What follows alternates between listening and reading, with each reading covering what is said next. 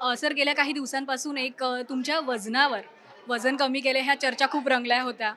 त्यावर तुम्ही एक्सप्लेनेशन पण दिलं. त्याबद्दल आता काय म्हणू? समाजात वाढवलंय, त्याच्यामुळे शारीरिक थोडं कमी केलं. ओके. आता तुम्ही समाजाचं नाव घेतलं म्हणून बद्दल मी तुम्हाला विचारते. तुम्ही कोणत्या सामाजिक कार्याला समर्थन करता? सामाजिक कार्य जे जे माझ्या हातून स्वामींच्या कृपेने घडतं आणि मला असं वाटतं की आपण केवळ निमित्त असतो. परमेश्वर आपल्या हातून हे सगळ्या गोष्टी घडवत असतो. सो आपण कॉन्ट्रीब्यूट करणं हे आपलं कर्तव्य आहे, कारण समाजाप्रती आपण आपलं कर्तव्य बजावत असतो आणि आपल्याकडनं तो वरचा करून घेतो. तसं तुम्ही पॉलिटिकल ॲक्टिव्ह आहात.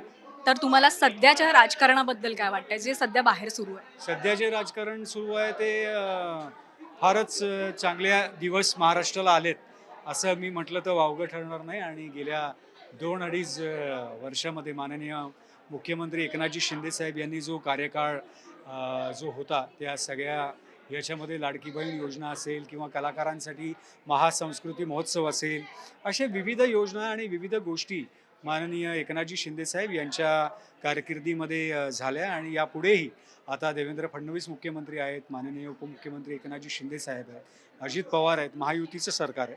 निश्चितपणे महाराष्ट्राची जनता ही आता खऱ्या अर्थानं आनंदात आणि सुखात आहे असं म्हटलं तर वावगं ठरणार नाही. महायुतीच्या सरकारला तुमच्या मते कसा रिस्पॉन्स मिळतोय जनतेकडून?